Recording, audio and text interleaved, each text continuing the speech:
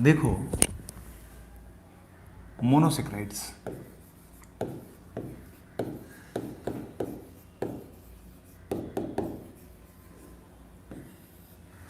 Monosaccharides की बात करें ना, ग्लूकोज, ग्लूकोज को देखो, ग्लूकोज को हम लोग डेक्सट्रोज भी बोलते हैं, ठीक है, डेक्सट्रोज भी बोलते हैं, बिकॉज इसका एक्वस सॉल्यूशन जो होता है, yes, dextro rotatory optical isomerism show करता है, so this is called as what, dextrose, ठीक है, इसको हम लोग बोलते हैं क्या, डेक्स्ट्रो रोटेटरी है, डेक्सट्रोज बोलते हैं। Now it is also called as what, blood sugar, इसका कॉमन नाम है ब्लड शुगर, इसका कॉमन नाम है ब्लड शुगर, ठीक है, और इसमें जो फंक्शनल ग्रुप होता है अल्डिहाइड होता है, अल्डिहाइड होता है, ठीक है, अल्डिहाइड ग्रुप होता है, इसीलिए ये तुम्हारा बेनेडिक्ट्स टेस्ट जो होता है या फेलिंग्स टेस्ट जो होता है ये पॉजिटिव शो करता है, ठीक है। Now second, fructose, now fructose जो होता है, फ्रक्टोज जो होता है ये कीटो शुगर है, फ्रक्टोज जो होता है कीटो शुगर होता है, ठीक है, कीटो शुगर मतलब यहां पे एल्डिहाइड था तो यहां पे कीटोन ग्रुप होता है, यहां पे कीटोन ग्रुप होता है, इसीलिए यहां पे फेलिंग्स और बेनेडिक्ट टेस्ट क्या होगा तुम्हारा, नेगेटिव, यहां पे फेलिंग जो होगा, यस, यहां जो फेलिंग टेस्ट होता है या बेनेडिक्ट टेस्ट जो तुम लोग लैब में करते हो या केमिस्ट्री में पढ़ते हो, यहां पे नेगेटिव होगा, क्योंकि यहां पे एल्डिहाइड ग्रुप नहीं है, कीटोन ग्रुप है, यहां पे एल्डिहाइड नहीं कीटोन ग्रुप है, यस। नाउ फ्रक्टोज जो होता है, फ्रक्टोज जो होता है rich in fruit and honey, honey में ज्यादा होता है, okay, that's why it is also called as fruit sugar, इसको हम लोग फ्रूट शुगर भी बोलते हैं, ये एनसीईआरटी में नहीं है पर एग्जाम में क्वेश्चंस आ जाते हैं, ठीक है, also known as what, fruit sugar, also known as what, fruit sugar, okay. Now galactose, galactose, ठीक है, now galactose is called as brain sugar,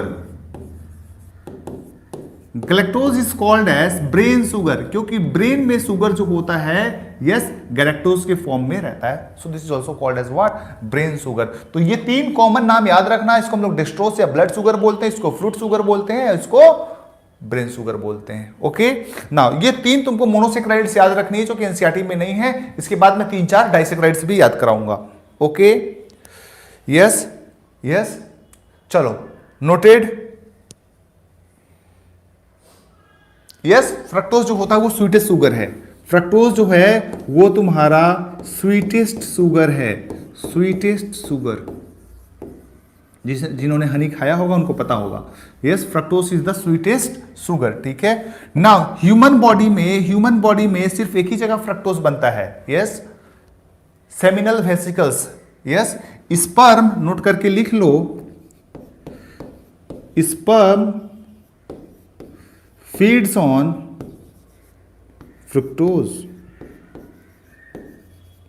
शायद ह्यूमन प्रोडक्शन में तुमको मैंने पढ़ाया था तो ध्यान होगा, यस। चलो नाउ अब बात करते हैं हम लोग डाइसेक्राइड्स की।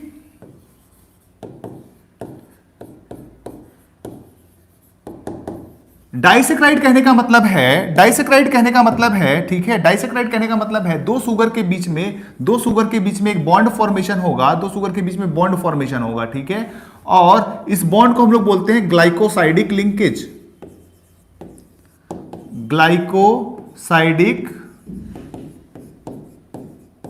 ग्लाइकोसाइडिक लिंकेज, दो शुगर के बीच में जो लिंकेज बनता है उसको हम लोग बोलते हैं ग्लाइकोसाइडिक लिंकेज, और दो अमाइनो एसिड के बीच में जो बॉन्ड बनता है उसको हम लोग क्या बोलते हैं, पेप्टाइड बॉन्ड, उसको हम लोग बोलते हैं पेप्टाइड बॉन्ड, और ये तुम्हारा हो गया तुम्हारा ग्लाइकोसाइडिक लिंकेज, ठीक है। ना एक एक करके हम लोग देखते हैं। सबसे पहला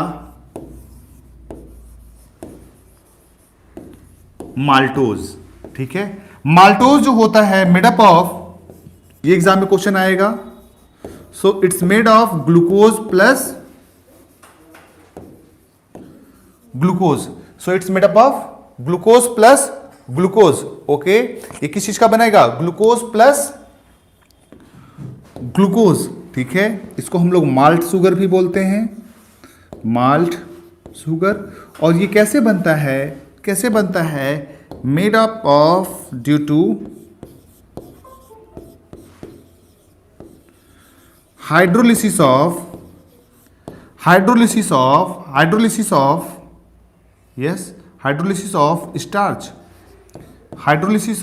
स्टार्च, स्टार्च के हाइड्रोलिसिस से ये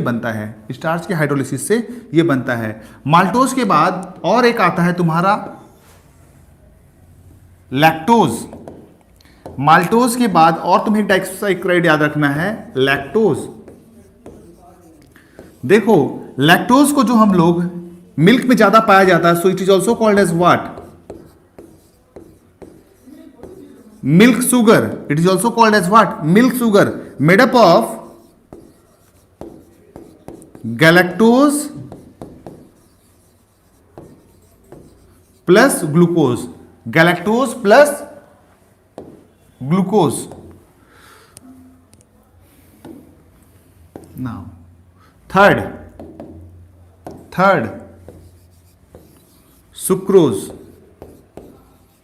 सुक्रोज, ठीक है। इसको हम लोग केन सुगर भी बोलते हैं, या टेबल सुगर भी बोलते हैं।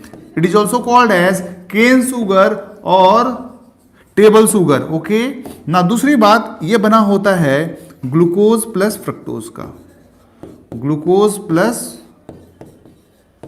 फ्रक्टोज का, यस, ग्लूकोज प्लस फ्रक्टोज का ये मिलके बना होता है, glucose plus fructose, okay. This is called as. Now एक बात ध्यान होगा कि तुम लोग फोटोसिंथेसिस ध्यान हो या ट्रांसपोर्ट इन प्लांट हो, yes, it is the form of transported form of sugar in plant, it is transported form of sugar in plant, transported form of sugar in plant, yes. Plant में तीन चीज बताए थे, ठीक है। एक synthesis क्या होता है, ग्लूकोज, ठीक है। ट्रांसपोर्ट किस फॉर्म में होता है, सुक्रोज, और स्टोरेज किस फॉर्म में होता है, स्टार्च में, yes, storage, yes, very good, चलो नोटेड। अभी क्लास खत्म होने के बाद इसके ऊपर एमसीक्यूज में ऐप में डाल दूंगा, ठीक है। प्रोटीन और कार्बोहाइड्रेट के ऊपर सॉल्व कर लेना उसको। न्यूक्लिक एसिड के मेरे पे डाला था किसी ने, yes, sucrose is the non reducing, क्योंकि फ्री हाइड्रोजन नहीं होता है, okay. Lactose maltose is reducing sugar, yes, ये तुम लोग को ध्यान में रखना है, यस। लैक्टोज और माल्टोज नोट करके लिख लो,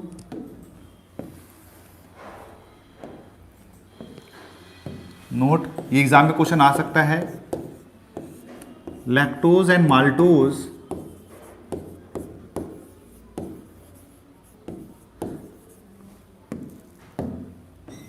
ये रिड्यूसिंग इन नेचर होता है, और वहीं तुम्हारा सुक्रोज जो होता है नॉन रिड्यूसिंग होता है।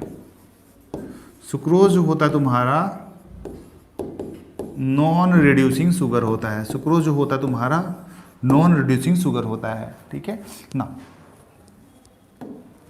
नाउ चलो, मोनोसेक्राइड डाइसेक्राइड हो गए। अब हम लोग फिर से मैक्रोमोलिक्यूल्स में आ जाते हैं, दैट इज पॉलीसेक्राइड्स,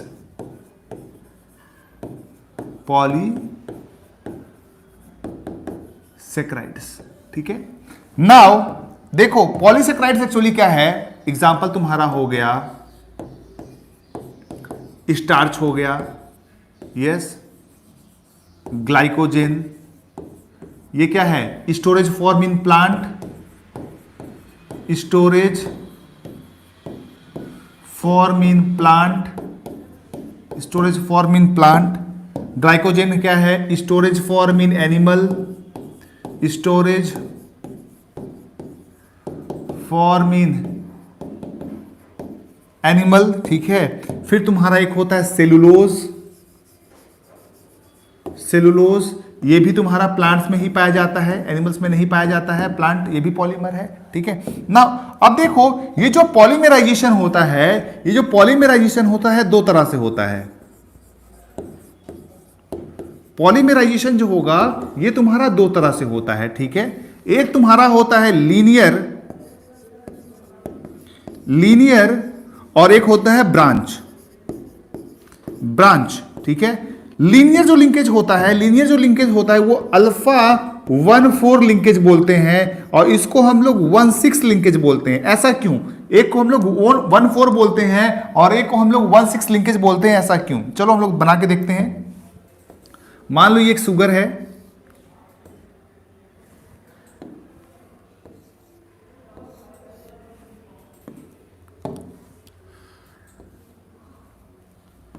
CH2OH। अब यहां पे क्या होगा? OH OH OH OH। ये एक शुगर हो गया तुम्हारा C6H12O6। नाउ नंबरिंग करते इसके कार्बन का 1 2 3 4 5 और ये तुम्हारा 6, ठीक है। नाउ अब एक शुगर यहां और हम बनाते हैं,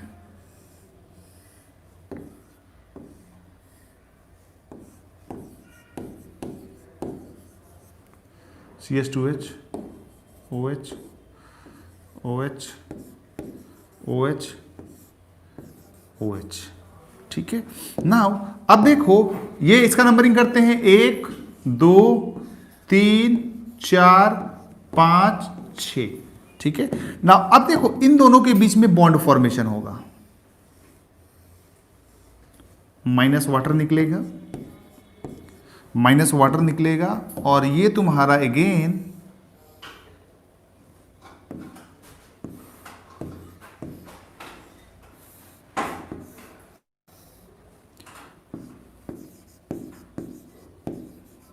CH2OH है, ये तुम्हारा।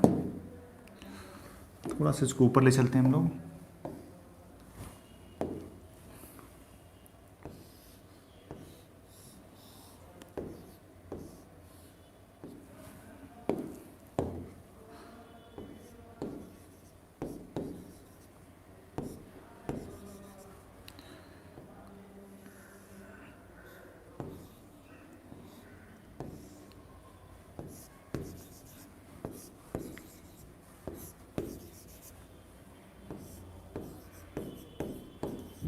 ठीक है, तो ये कौन सा कार्बन हुआ? ये पहला नंबर हुआ, और ये कौन सा कार्बन है? 4। सो इसको हम लोग बोलते हैं 1,4 लिंकेज। इसको हम लोग बोलते हैं 1,4 लिंकेज। यस, इसको हम लोग बोलते हैं 1,4 लिंकेज।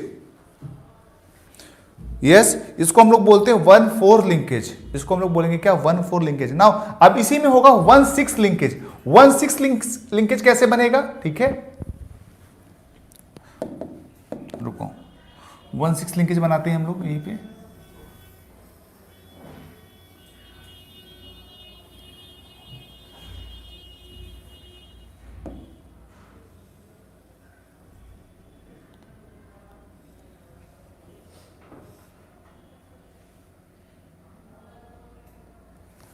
ये देखो, ये वाला जो है 6 कार्बन है और ये फर्स्ट कार्बन है, इनके बीच में जो लिंकेज बनेगा, ठीक है, यहां जो बॉन्ड डेवलप होगा ये तुम्हारा हो जाएगा 1,6 linkage, and this will lead to the branching. ये अब तक लीनियर बन रहा था, अगर लीनियर बनना है, अगर शुगर को लीनियर बनना है तो कैसा होगा? 1,4 लिंकेज। अगर ब्रांचिंग डेवलप होनी है तो 1,6 लिंकेज। बोलो, सबको ये चीज समझ में आ रही है? यस, लीनियर के लिए 1,4 होगा, लीनियर के लिए 1,4 होगा, लीनियर के लिए 1,4 होगा, और तुम्हारा ब्रांचिंग के लिए 1,6 होगा। Noted everyone? क्लियर है concept? Okay, very good, very good. चलो नाउ तो एक पॉइंट बता दें, ठीक है। ये पॉइंट क्या? स्टार्च जो होता है आयोडीन के साथ ब्लू कलर देता है, इसको हम लोग बोलते हैं स्टार्च आयोडाइड टेस्ट। लेकिन सेलुलोज जो कि वो भी पॉलीमर है, वो भी पॉलीसेकेराइड है, आयोडीन के साथ ब्लू कलर नहीं देता है। क्यों? वाई? नाउ देखो, जब आयोडीन सॉल्यूशन से ट्रीट करते हैं स्टार्च को, ठीक है, स्टार्च का जो स्ट्रक्चर होता है वो हेलिकल स्ट्रक्चर होता है। स्टार्च का जो स्ट्रक्चर होता है वो हेलिकल स्ट्रक्चर होगा। जब आयोडीन सॉल्यूशन से इसको ट्रीट करोगे तो आयोडीन जो होगा इसके हेलिसेस में जो होता है वो ट्रैप हो जाता है। Iodine gate trapped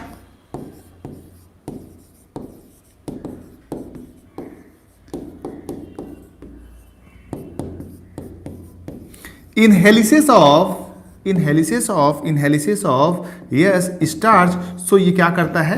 blue colour देता है। सो ये क्या करता है? Blue colour. जबकि ऐसा सेलुलोज में पॉसिबल नहीं हो पाता है, ऐसा सेलुलोज में पॉसिबल नहीं हो पाता, इसलिए सेलुलोज जो होता है वो नहीं देता है। बोलो, सबको समझ में आया ये concept? Is it clear to everyone? Is it clear to everyone? बोलो। नोटेड?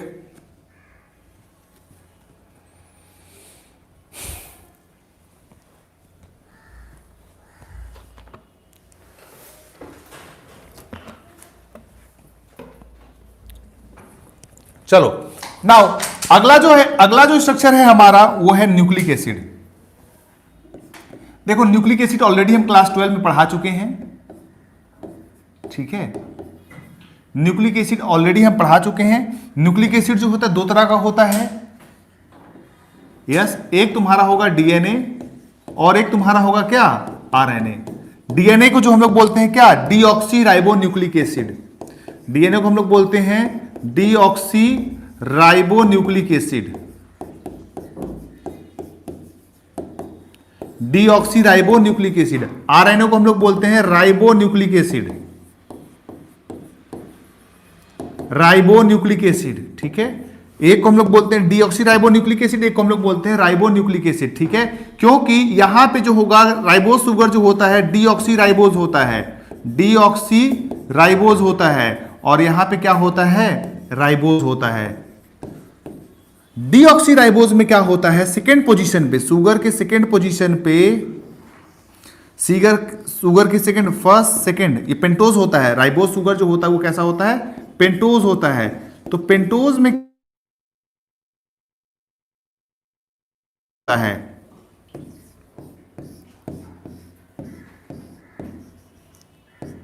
ये डिफरेंस है, ये डिफरेंस है, ठीक है। यहां पे सेकेंड पोजीशन पे हाइड्रोजन होता है, यहां पे सेकेंड पोजीशन पे ऑक्सीजन होता है। सेकेंड पोजीशन पे हाइड्रोजन होता है, यहां पे सेकेंड पोजीशन पे ऑक्सीजन होता है।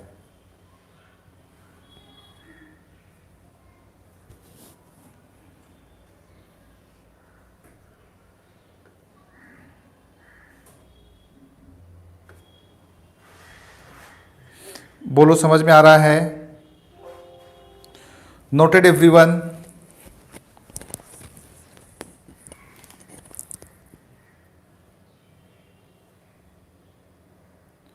ओके, चलो नाउ अब डीएनए का स्ट्रक्चर तुम लोग को ऑलरेडी पता है, ठीक है। वैसे इसका डिटेल तुम लोग पढ़ोगे मॉलिक्यूलर जेनेटिक्स में, जो लोग नहीं पढ़े हैं अभी तक, ठीक है, क्लास 11 वाले अगर कुछ हैं, ठीक है। डीएनए जो होता है हमारा इस तरह से डबल हेलिकल स्ट्रक्चर होता है।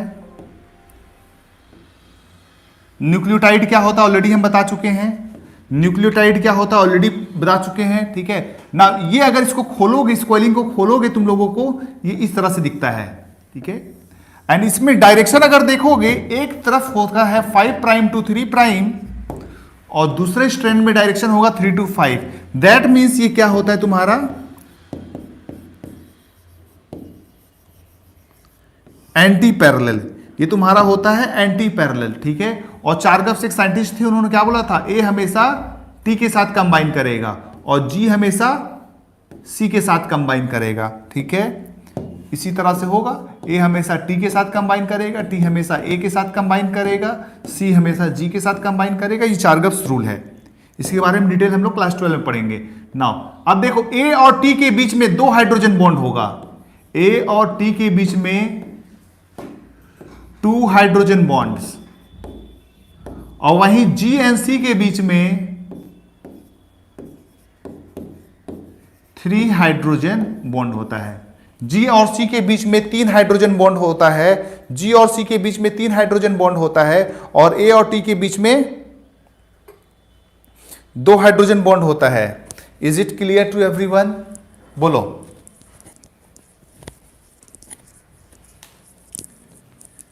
ये स्ट्रक्चर तुम लोग ऑलरेडी पढ़ चुके हो। चलो नाउ अब देखो, ठीक है, अब देखो ये डीएनए देखोगे, अगर ये डीएनए तुम लोग देखोगे, ठीक है, इस तरह से 1 2 3 4 5, 1 2 3 4 5, 5 बेस पेयर्स होते हैं, ठीक है। यहां पे भी 5 बेस पेयर्स होगा, 5 बेस पेयर्स, और यहां पे भी इस लूप में भी क्या होगा, 5 बेस पेयर्स, 5 बेस पेयर्स, ठीक है ना। हर एक बेस पेयर्स के बीच में डिस्टेंस जो होता है ये 3.4 एंगस्ट्रॉम होता है, 3.4 एंगस्ट्रॉम, ठीक है, 3.4 एंगस्ट्रॉम। यहां पे भी क्या होगा, यस 3.4, सब में क्या होगा 3.4 3.4 3.4, ठीक है। इस तरह से ये 10 का 1 कंप्लीट टर्न बनता है, 1 complete turn has 10 base pairs.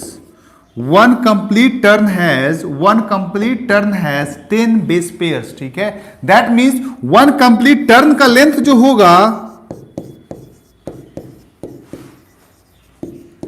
1 complete turn का जो लेंथ होगा वो कितना होगा, 3.4 into 10 equal to 34 angstrom, 34 angstrom, ठीक है ना। ये जो मॉडल हम लोग पढ़ रहे हैं इसको हम लोग बोलते हैं बी डीएनए मॉडल, इसको हम लोग बोलते हैं B DNA model,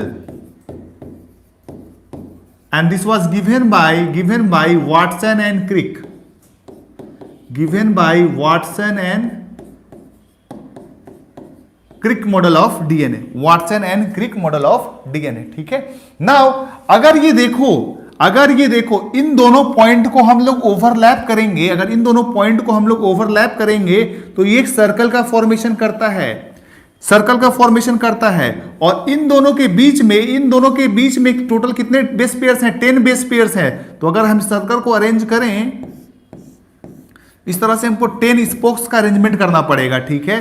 that means 2 base pairs के बीच में अगर एंगल पूछा जाए, क्योंकि एक सर्कल में कितना एंगल होता है 360 degree, number of base pairs कितने हैं 10, तो डिवाइड करोगे तो आएगा 36 angstrom. So angle between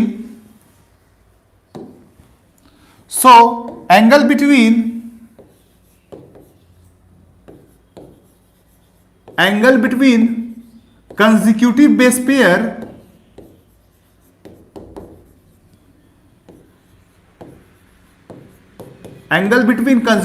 pair कितना होगा 36 degree. Angle between consecutive base pairs कितना होगा 36 डिग्री। फटाफट नोट करो।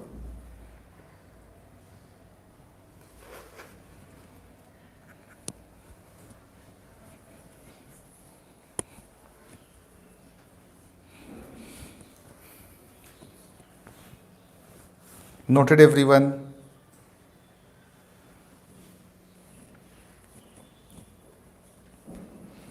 Noted? Okay. Now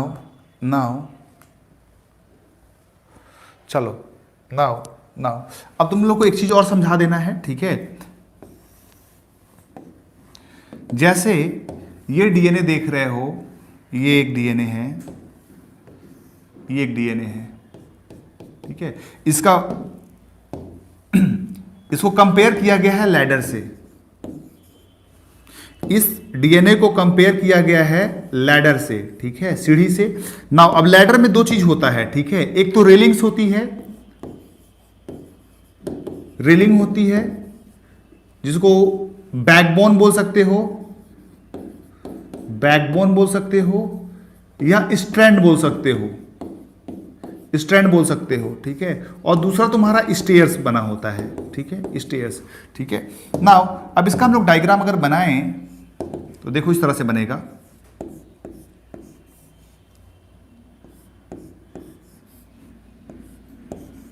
और ये तुम्हारा फॉस्फेट, ठीक है।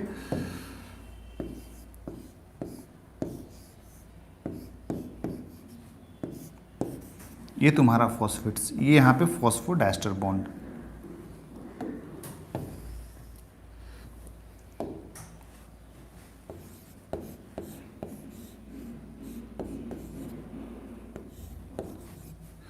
देखो हर न्यूक्लियोटाइड का फॉस्फेट जो होता है दूसरे के 3' पोजीशन से लिंक होता है। ये 1 2 3 4, ठीक है, समझ में आ रहा है? इस तरह से लिंकेज होता है। एक न्यूक्लियोटाइड का फॉस्फेट दूसरे के सुगर से अटैच। ये क्वेश्चन मैंने न्यूक्लिक एसिड का दिया था, कुछ लोगों ने किया, बहुत लोगों ने गलत किया है। ये पूरा तुम्हारा एक न्यूक्लियोटाइड हो गया। एक न्यूक्लियोटाइड का फॉस्फेट जो होता है दूसरे सुगर से अटैच होता है, ठीक है ना। एक स्ट्रैंड हो गया ना। इस स्ट्रैंड में अब देखो यहां पे भी इसी तरह से हम कुछ बनाएंगे।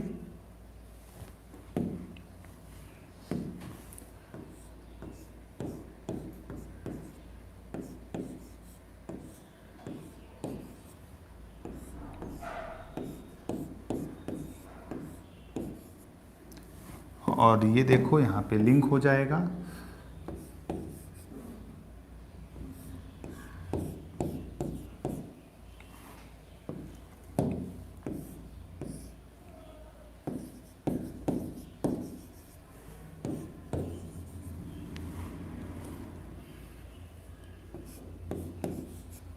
इनके बीच में हाइड्रोजन बॉन्ड है, इनके बीच में हाइड्रोजन बॉन्ड है, ठीक है। नाउ ये स्ट्रक्चर जो है तुम्हारा, ये स्ट्रक्चर जो है तुम्हारा, ये तुम्हारा स्टेयर्स है। ये तुम्हारा कंपेयर किया गया है स्टेयर से। और ये स्ट्रक्चर जो है ये तुम्हारा 2 रेलिंग्स है। ये तुम्हारा क्या होगा? रेलिंग्स। इस तरह से पूछेगा तुम्हारे में रेलिंग में क्या क्या चीज आता है। तो रेलिंग में तुम्हारा देखो क्या आ रहा है? Sugar plus phosphate. और स्टेयर्स में क्या आ रहा है? नाइट्रोजनस बेसिस, नाइट्रोजनस बेसिस, ठीक है। स्टेयर्स में क्या आ रहा है? नाइट्रोजनस बेसिस आ रहा है, नाइट्रोजनस बेसिस, ठीक है। Is it clear to everyone? ठीक है, बोलो हाँ या ना। तो न्यूक्लिक एसिड भी हमारा कंप्लीट हुआ। दैट मीन्स बायो मैक्रोमोलिक्यूल्स जो है हमारा कंप्लीट हो गया।